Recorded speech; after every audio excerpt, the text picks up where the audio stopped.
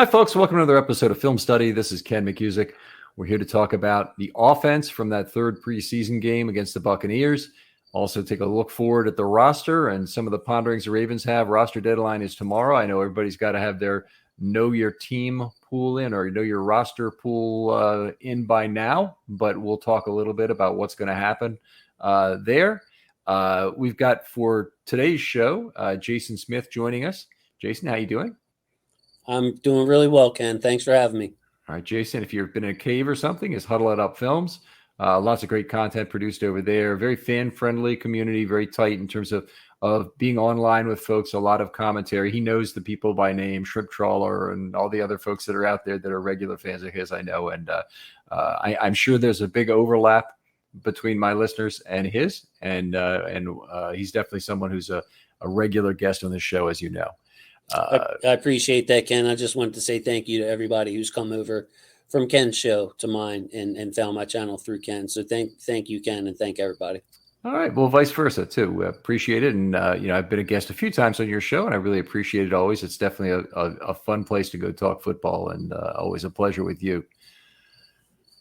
Let's jump in, talk about the game against the Bucs. I guess, the thing on everybody's mind is kind of the backup QB battle and what's going on. So let's start there, because I think it's one of the biggest questions. Is Huntley injured for a second straight game? He had a fine game against the Eagles, didn't play against the Commanders, and didn't play against the Bucs again. We don't have a complete answer on the nature of that injury. Obviously, Harbaugh very tight-lipped about injuries in general. But I don't know about you, but I'm not getting a warm, fuzzy feeling the decision has been made in Huntley's favor right now. Today kind of sealed that for me, or added to that feeling for me, just the way Harbaugh spoke. And, Yep. I don't know what's going on. Well, none of us do with Tyler Huntley. It obviously looked like a muscle pull of some kind. If I had to take a guess, it just looked like a classic yank, so yank the muscle somewhere. Hamstring or whatever. Yeah. Hamstring, something like that. But I think that there are valid arguments to keeping Josh Johnson. I asked the question today, Ken. Look, I've seen Huntley on everybody's roster, including my roster. I have Huntley on there. What make your case for Josh Johnson type thing? And if you don't mind me going on, there are just a few points that I'd like to make about. Yeah, I'll make them too. Go ahead and why don't we make the pro and con list together? But give us some pros here, and I'll add them as we go. There you go. The main thing that I saw is that Josh Johnson may fit Monken's system better. A lot of people think that they see Huntley as a running quarterback and that kind of thing. So I don't know how much we know about Todd Monken's system, but he may prefer Johnson over Huntley himself and say, this is a guy that I like that runs my system better. Yeah, I think that fits in well with my top point, which is I think Johnson's looked a lot better under pressure relative to the data points we have on Huntley over the last 3 years. That Huntley's had some difficulty under pressure. Johnson's looked terrific under pressure. In fact, this Tampa Bay game, he was under constant pressure, and he threw for a 138 quarterback rating. Limited sample size. It's not much, but he didn't take a bunch of sacks. And we saw, Brown come in the second half. He took some sacks, still threw the ball well, I thought, frankly, given the amount of pressure that was being provided by Tampa for pretty much the whole game. But I think ability under pressure would be my second point. And there are some more minor ones after that. What's your next one? I think that one thing that factors in now is that there's no advantage for Tyler Huntley over team control. They're both here basically for 1 year if we want them. And after that, it's up in the air. So team control comes into play here as well. Again, if you think Josh Johnson has a better chance of winning you a game this year, then you should go with him, because it has nothing to do with development or long-term plans here. Huntley could be gone next year. You would say likely maybe they bring somebody else in. Yeah, I'm going to scale that back by about 10%. I basically agree on the 10-year argument. The one way in which Huntley could help you if he stays is in terms of when he leaves next year.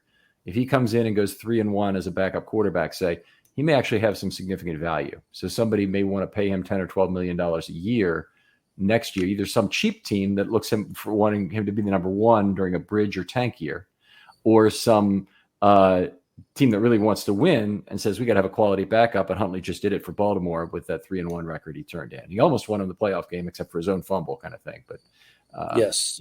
So you get a little bit of value back, but it's a really minor concern relative to the tenure being basically a neutral factor as opposed to a pro for either player. Exactly. And the last point, Ken, mentoring of Lamar Jackson. I heard that. Didn't think of that, personally, because I know that Lamar and Huntley are obviously very close. So you say, okay, well, Huntley's fit in the room, been in the room, this and that. But Josh Johnson, that's a great point by someone who commented on Twitter with all his experience. Maybe a better help to Lamar through the tough times that inevitably happen through the season. Yeah, he has been around and seen it all. He's not RG3 in terms of being in the room and able to take Lamar's point of view as a co-Heisman winner as also a Heisman winner and whatnot. But he is a guy who's certainly seen how a lot of other NFL teams do it. And that has a certain value as a mentor, even though he certainly does not have some great track record of success across the rest of the National Football League. I'll give you one more, $1.5 million of cap savings for going with Johnson over Huntley. It's not zero. All right. Now the Ravens have some other sources of cap, but that's a non-zero number there. Definitely plays in Johnson's favor, all other things equal. And I do think the other things we named are all kind of the more important considerations. The mentorship, it's might well be worth $1.5 million to have Johnson as opposed to Huntley, but the $1.5 million goes the other direction, but it might be worth, more money than that. Looking at who can play better under pressure, I think that's way more important than the $1.5 million. But I agree with you. I think that's pretty much the list that I would make of reasons why it should be Johnson and not Huntley at this point. Do you have anything in Huntley's favor that says he should be the guy, other than the tiny little thing about the compensatory pick?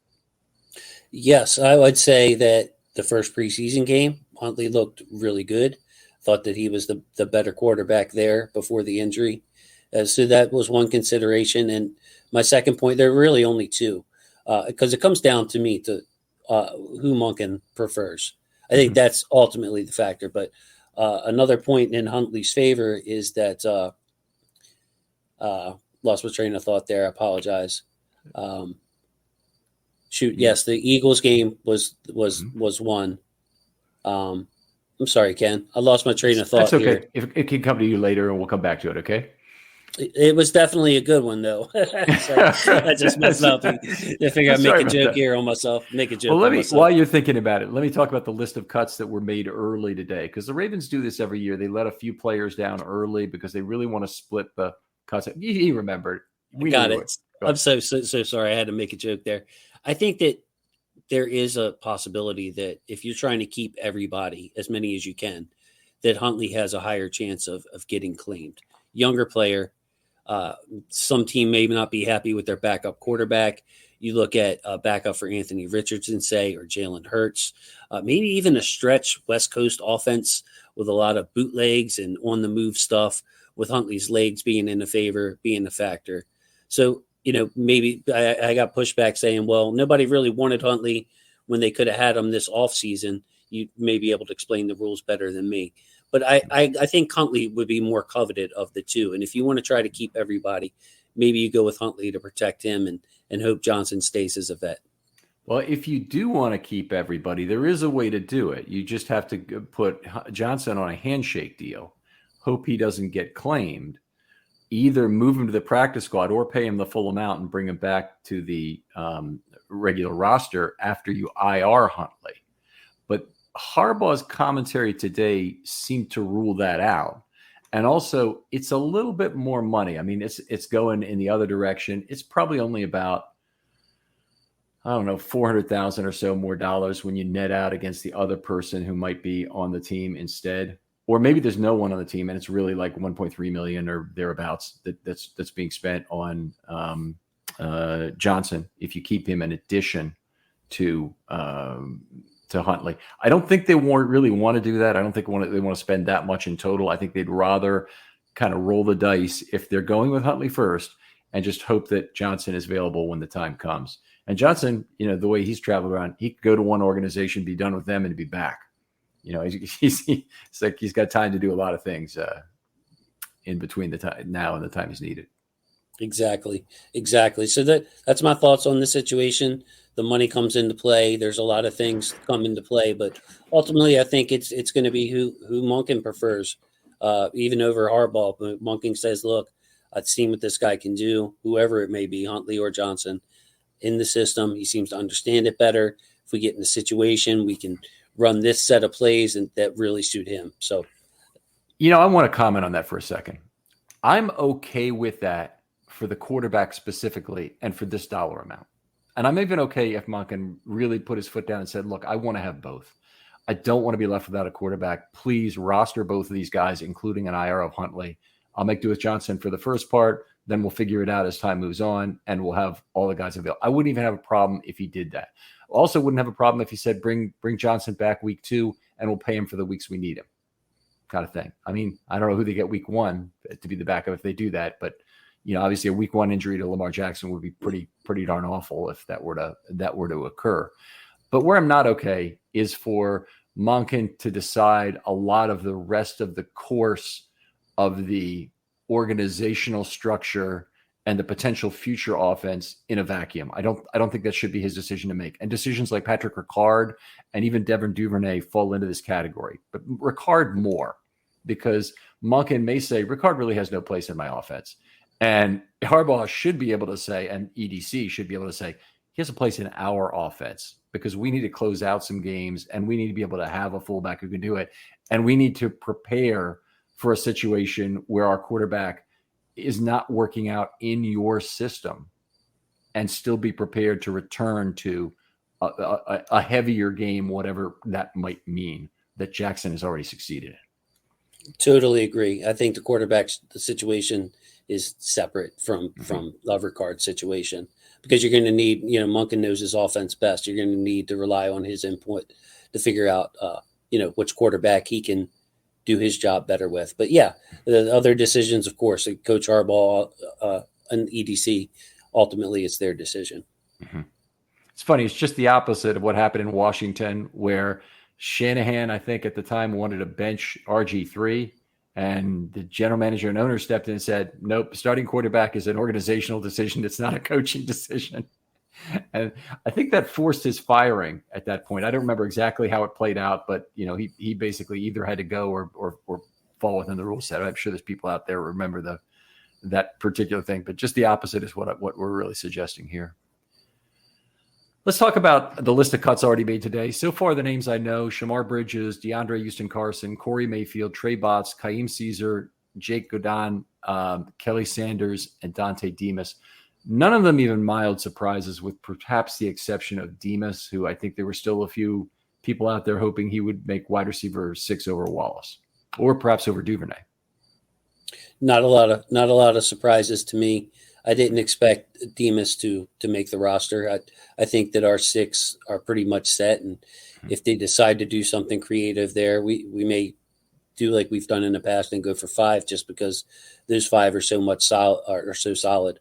But yeah, I think Houston Carson has a chance to make the practice squad because of his versatility in the backfield. Can play some safety for you and does a good job on special teams. So that would be the one guy out of all of them. Throw Dante Demas in there as well that I kind of think could come back. I think I would agree. I think Dante Demas should be a priority practice squad guy.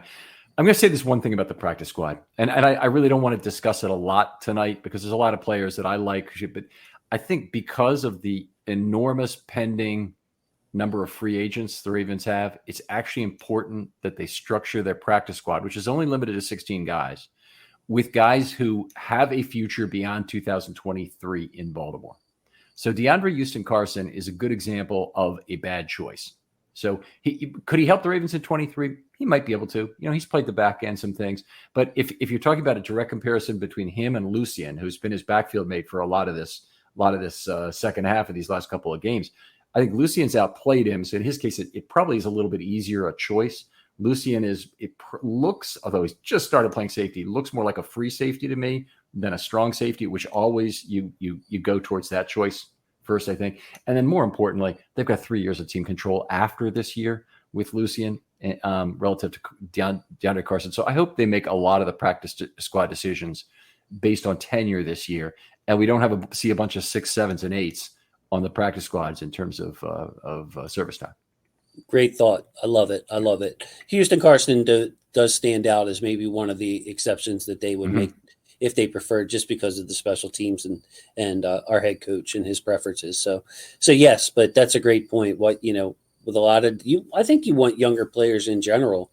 Yep. If you have, I think you need veteran backups on the active roster, but your practice squad, yes, let's go for youth and really try to develop these guys.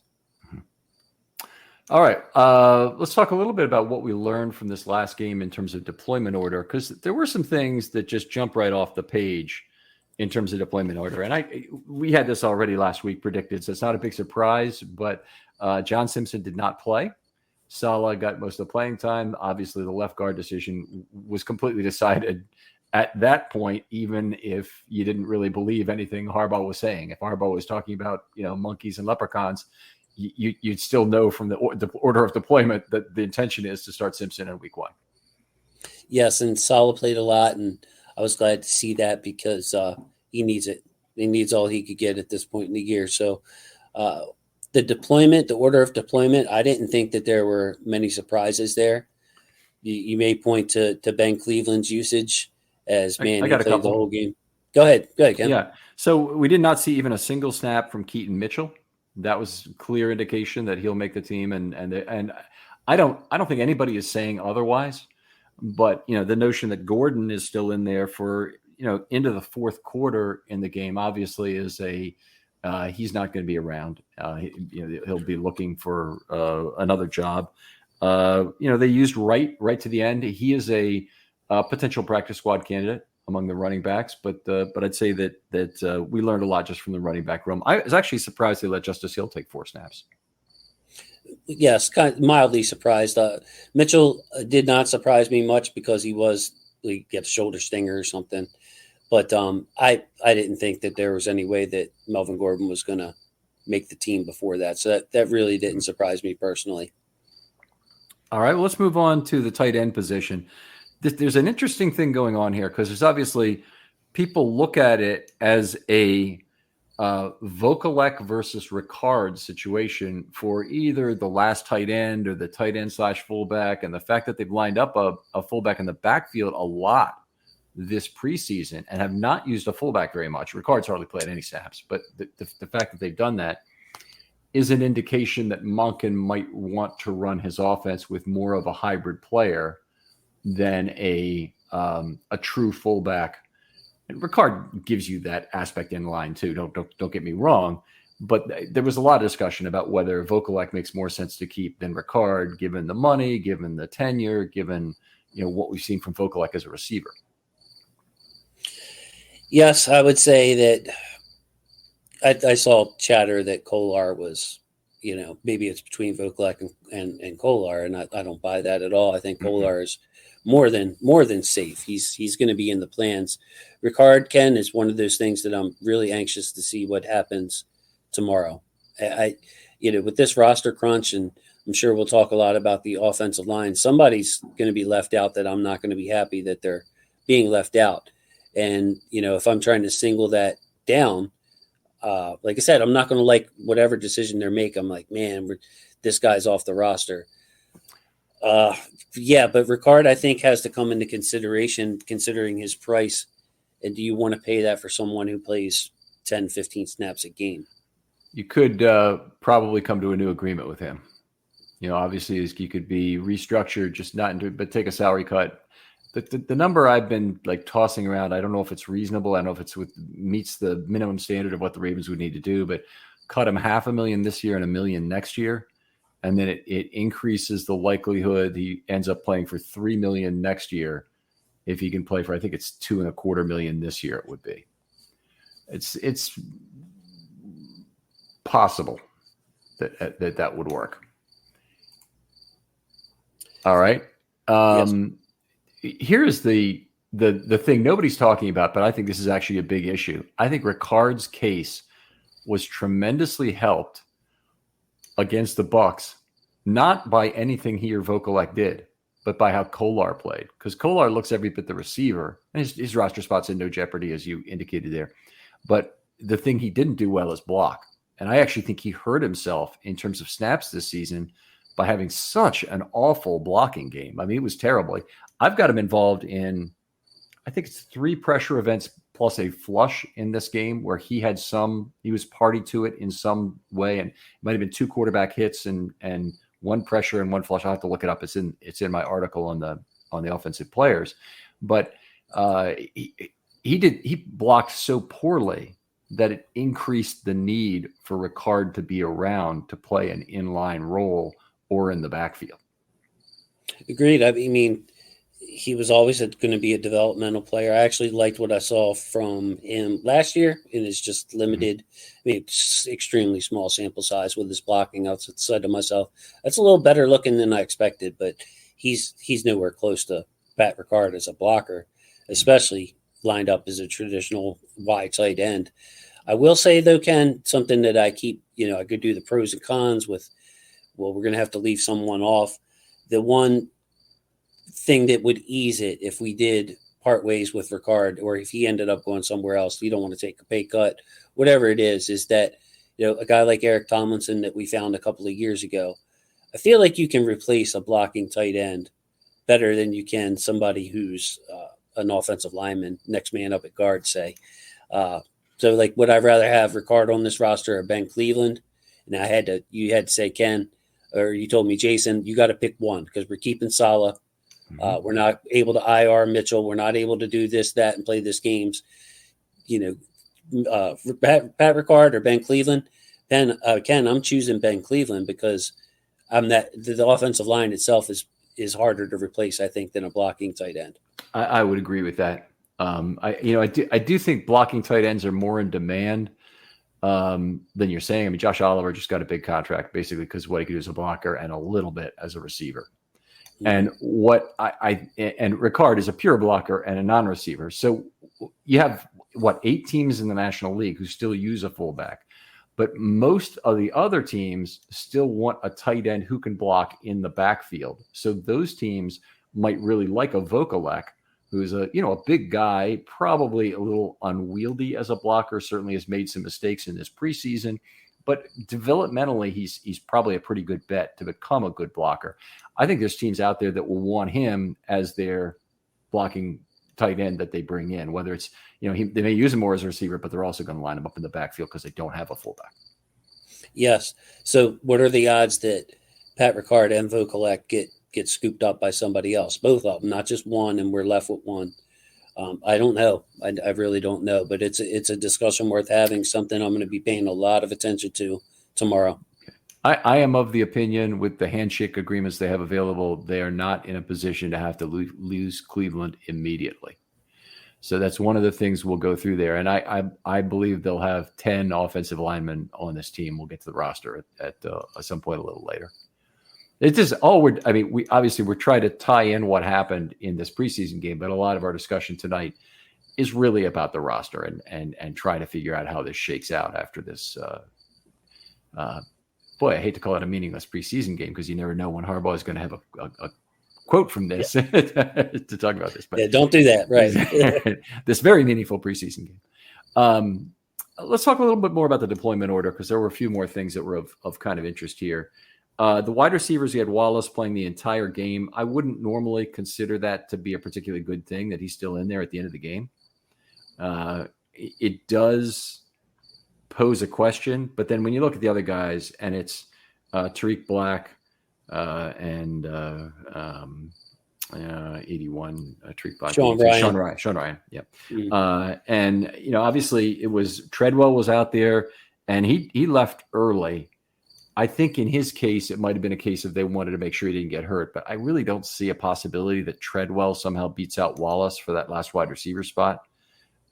He did retire early, so it would tell you that maybe they're thinking like that. He does a lot of special teams things that Wallace also does, but Wallace is also a third-year player, and he's cheap for this year and next year. And I think they've got to have their eye on 24. And not keep an extra vet around who honestly I don't think he gives you anything more as a receiver than what Wallace does at this point. Wallace has looked pretty good as a receiver this year. That's what I thought. That surprises me a little bit that Wallace was, played as much as he did, because I honestly. Film Study is brought to you by Factor. With the busy fall season just around the corner, you might be looking for wholesome, convenient meals for those jam-packed days. Factor, America's #1 ready-to-eat meal kit, can help you fuel up fast with chef-prepared, dietitian-approved, ready-to-eat meals delivered straight to your door. You'll save time, eat well, and stay on track with your healthy lifestyle. Factor's fresh, never frozen meals are ready in just 2 minutes, so all you have to do is heat and enjoy. Then get back to crushing your goals. Refresh your healthy habits without missing a beat. And with Factor, you can rest assured you're making a sustainable choice. We offset 100% of our delivery emissions, source 100% renewable electricity for our production sites and offices, and feature sustainably sourced seafood in all of our meals. This August, get Factor and enjoy eating well without the hassle. Simply choose your meals and enjoy fresh, flavor-packed meals delivered to your door and ready in just 2 minutes. No prep, no mess. Head to factormeals.com/Ravens50 and use code Ravens50 to get that 50% off. That's code Ravens50 at factormeals.com/Ravens50 to get 50% off. Looked at his spot, being a gunner, Ken, and a good gunner, to me, that's kind of your quarterback of special teams. One of them, maybe a quarterback's overstatement, but you can always kick the ball out of the end zone.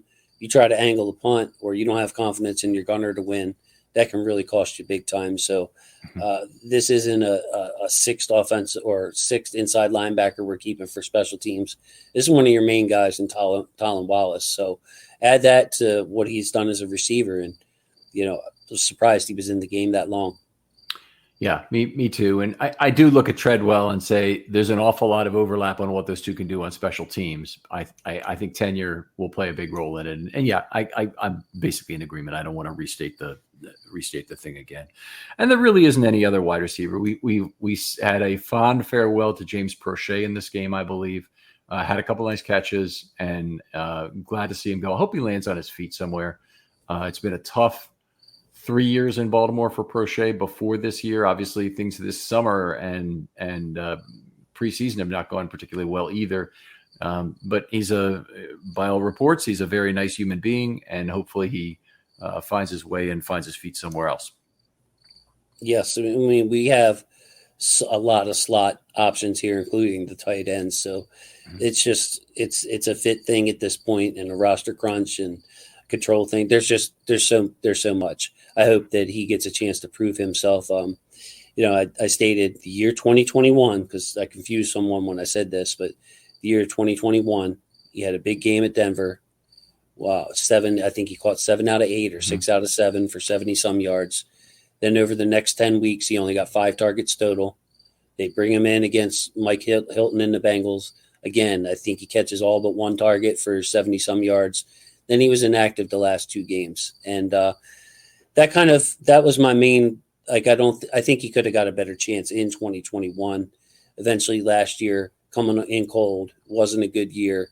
And then this year, it just seems like they're destined to part ways. So I hope he may stay with us, but I hope some other team looks at him and wants to give him a shot as a slot receiver, situational receiver.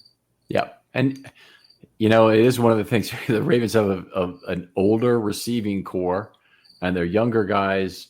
One of them is a smallish frame guy who there's always a risk with, and the other is Bateman, who's already had some injury issues. So you can't rule out injuries at the wide receiver position. So having another couple of guys, whether that's Demas or maybe Prochet on the practice squad, I think is going to be important for this Ravens team to make sure they are depthified there. Could be Treadwell as well. Could be a reasonable guy to keep on the practice squad.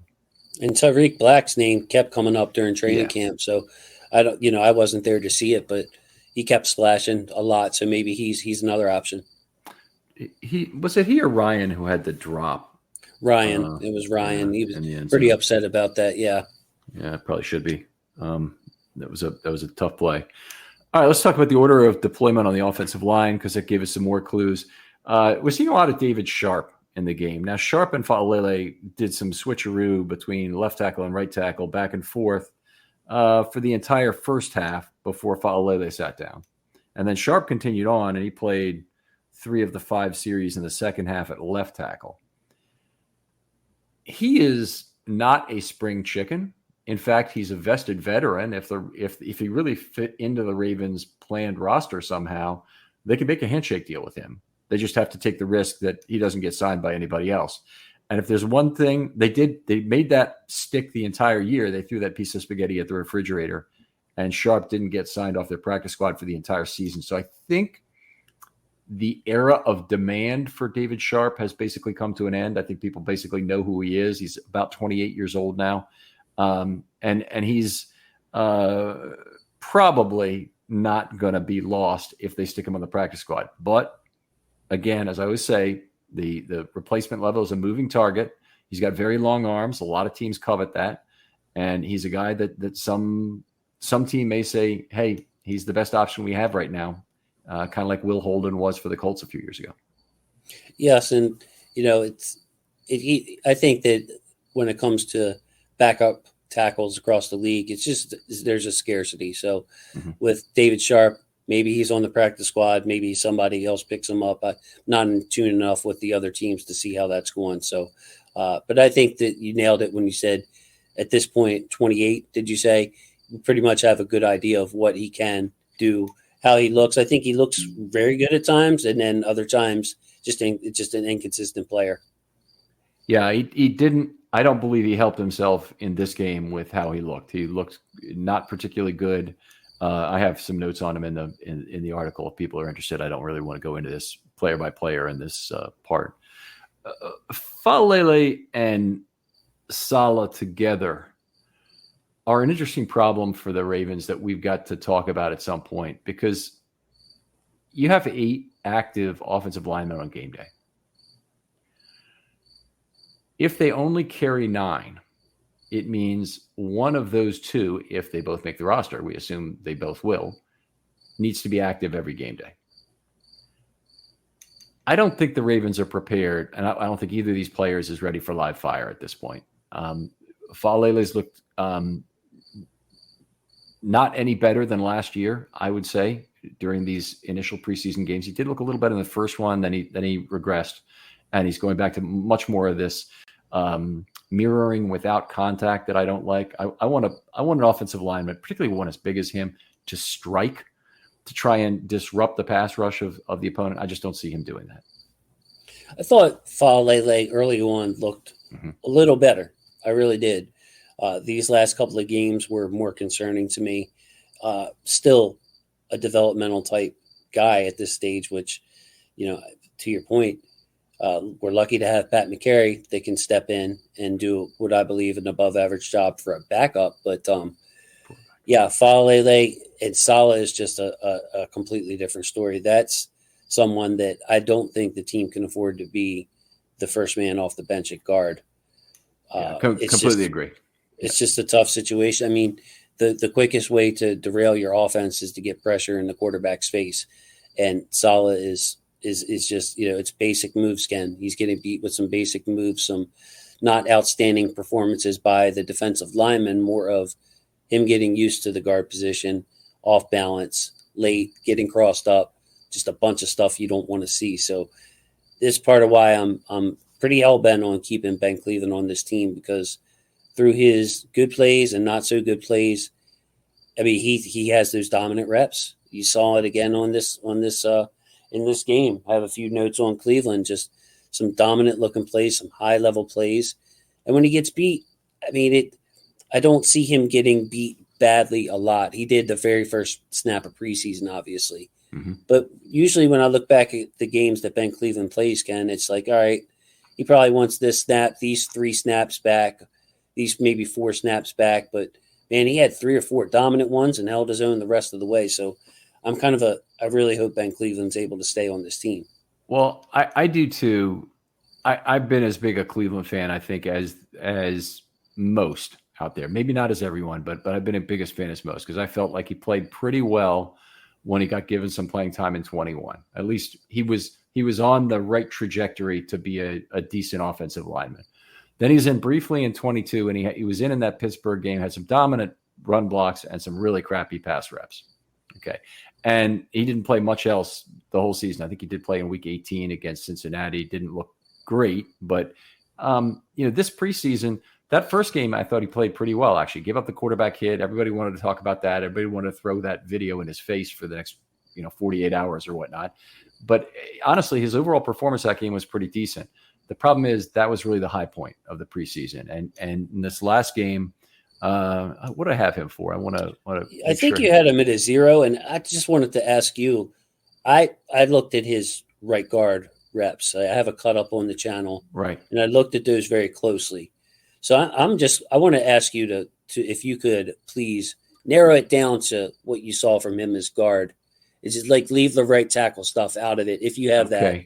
I can get it. It takes me a moment to pull through it, but I'll tell you this: you may have his right guard and right tackle together, but I'll say he was party to 2 pressures, and unfortunately, I didn't put the time stamps on all these. 2 pressures, 2 quarterback hits, 1 sack, and 1 flush of the pocket for RR2. Now, some people call that a pressure, and that's perfectly fine. That's just a definitional thing. Some people just call that a run play where he gets a 0 and may or may not be reasonable to do it that way. But that's 6 different events where he's backed up into the backfield, whether at tackle or at guard.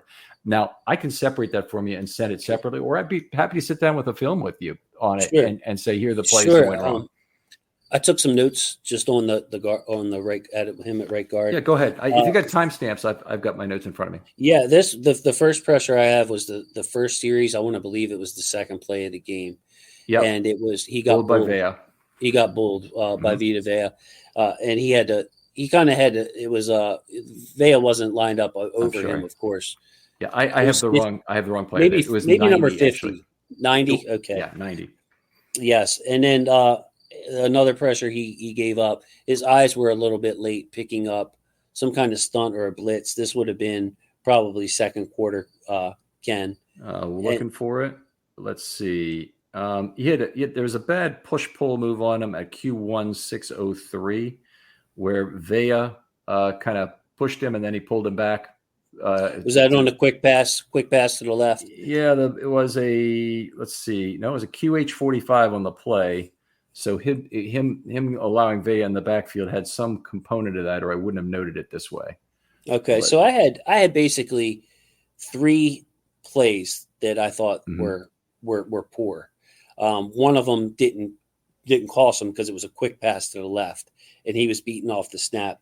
I also had, as far as highlight blocks, that first touchdown, the very first touchdown, Falele got beat pretty bad.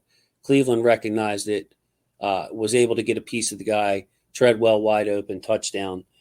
He had 2 nice level 2 blocks. Don't have timestamps on them, but I can picture the plays. And he also flattened the blitzer. This was the most impressive play. Blocked his guy initially, passed him off, saw the blitzer, lowered the boom on the blitzer, knocked him to the ground, and then helped out with another player. Basically got hands on 3 people on that play. So those are the types of blocks, Ken, that. And then in the run game, I thought he looked good overall, better than pass pro, which is something that we come to expect, Ken. He's starting to settle in as like, I know what a Ben Cleveland game looks like, and it's better than what Saleh is going to give you right now, and that's for darn sure. Yeah, I'm at the same point with you there, by the way, there. And it's not clear to me who the Ravens would pick. I don't want to play the man in terms of playing Harbaugh or playing Monken for that matter, or even playing Dalsandris in terms of which guy they like most, which guy is really working hardest and whatnot. That should be a factor, but I'm afraid that it's become the only factor with Cleveland, that they've kind of gotten to a point where they kind of can't forgive him for who he's been these last couple of years since he showed up out of shape for last camp. And, at some point you got to move by that. You got to get by that and let the guy have a chance again. And the way they've kept him at right guard and right tackle this whole preseason, when it's obviously not working with Saleh, boy, I wish in this game, I wish they got him some left guard play, even if it was just at the end of the game. Me too. And one of the things Coach Evans said when we sat and looked at some tape is that maybe the Ravens see him as a right side only player. Okay, so that's another theory out there. We're at this point, like you're saying, throwing stuff up against the wall because maybe they're frustrated in Ben Cleveland because he doesn't take the coaching well. Mhm. We've seen like it's the technique isn't pretty. It hasn't been pretty. But again, like we both agree, normally when you're done the game, you're like, he didn't really hurt us. And he had a couple of nice plays. It could have been better, blah, blah, blah. But you can't – I just think that I'm strongly taking a stand on this, Ken, that we need to have him on the roster because if Kevin Zeitler gets banged up or John Simpson gets banged up, he's the best guy on the team right now to back both of those guys up. I don't think they want to mess with McCary. Or I think they Mustafa. need him or Mustafa. I think they need McCary for Ronnie, obviously. So, yeah, I'm kind of a little bit of a soapbox there, Ken, but I just feel strongly about that, and that's the only reason I'm considering leaving Ricard off the rosters because I want Cleveland on there, and Harbaugh seems hell-bent on having Saleh on that roster. Right there with you, my friend. I wish that soapbox was large enough for both of us, but you've pretty much said it all. Let's keep going here because the treatment of Cleveland is going to be interesting. And I'd be happy, by the way, if you want to sit down and look at every snap of his from that last game, be happy to do that on your channel if you like. Let's do it. Yeah, let's plan to do that. Right guard. If I got the right guard caught up, I would just like to concentrate on that instead of the tackle stuff. Let's do it. Yeah, sure, absolutely. So anyway, we've got that, and I can. I'll go back and I'll score it ahead of time because I've noted it only in this game. That's always dangerous that I might miss something.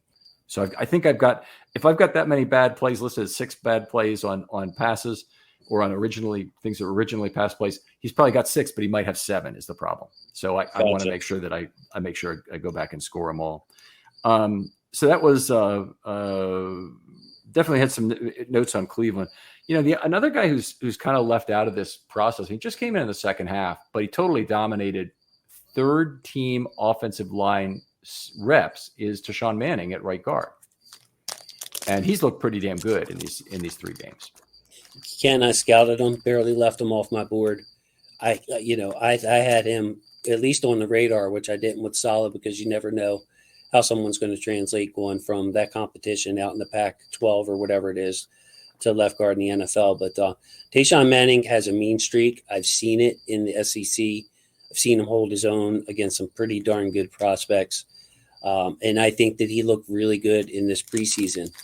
And he's a guy that I'm concerned would get poached and wouldn't make it to our practice squad. I think there's a very good chance of that considering I thought he had a very good preseason. Didn't play top competition, of course. He was coming in later in the games, but still.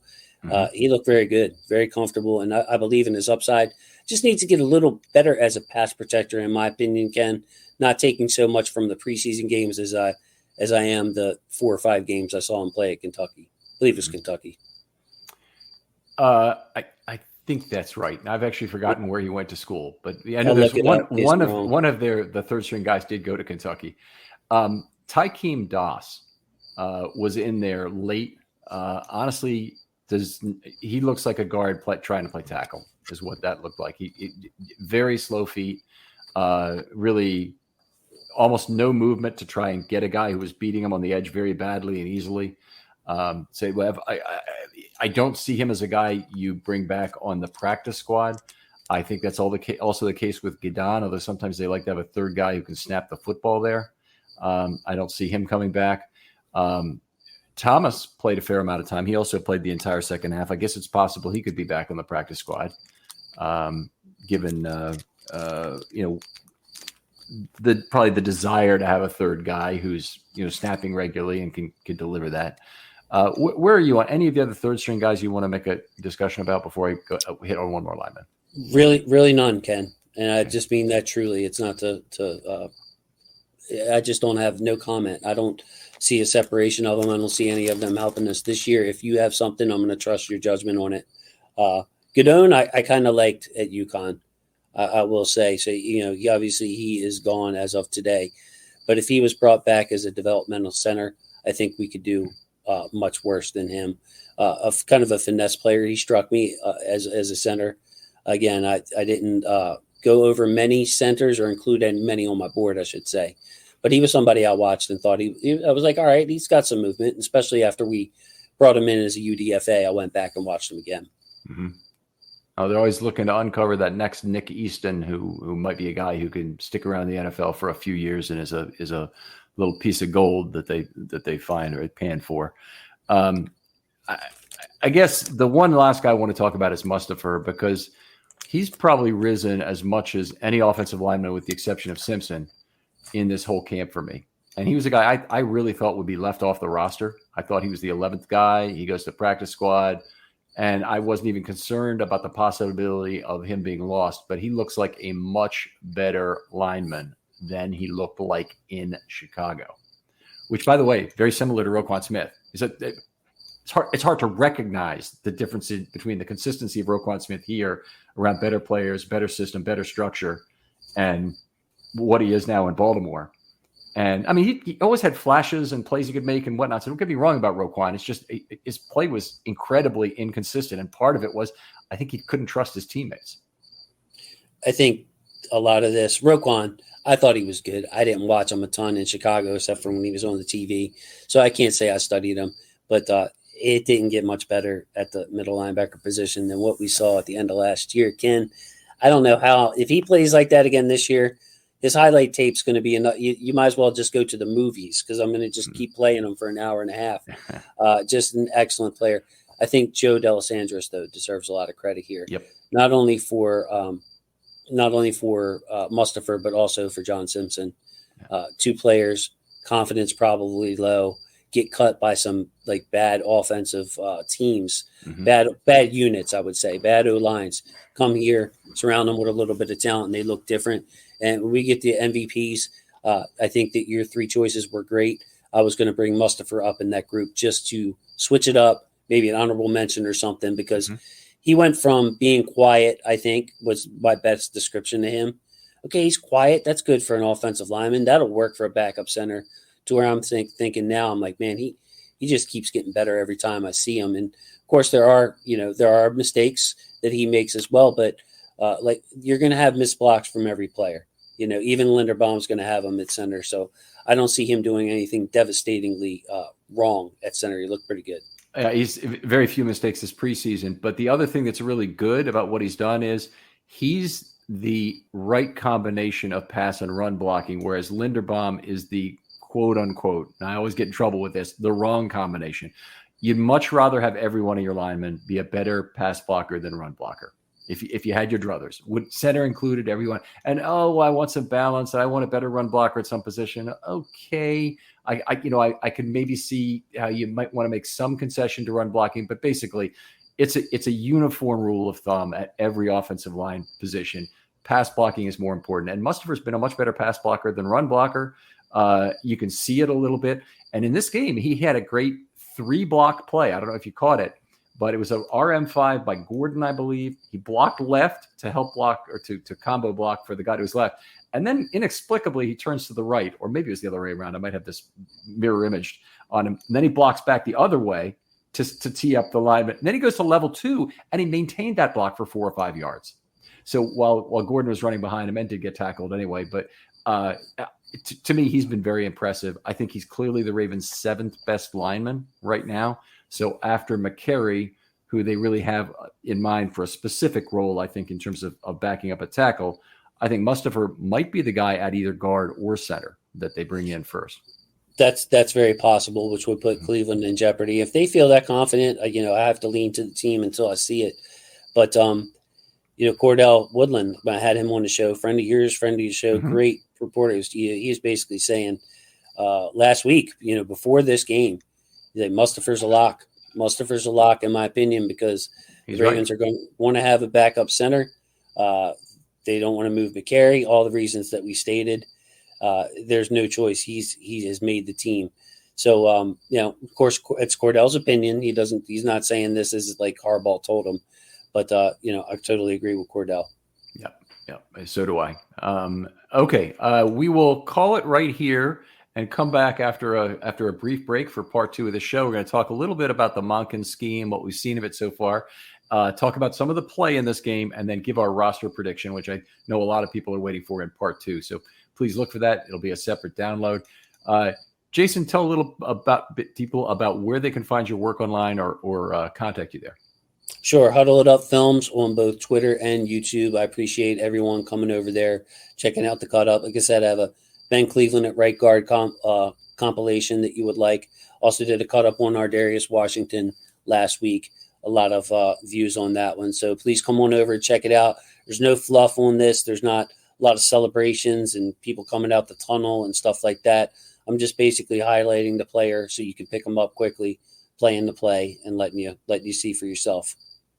All right, outstanding stuff. I'd love to sit down and do maybe a scoring play-by-play of him at right guard, because it's not going to be that many snaps, maybe 20 snaps or something that he was at right guard. Maybe it's a few more, and that would be a lot of fun.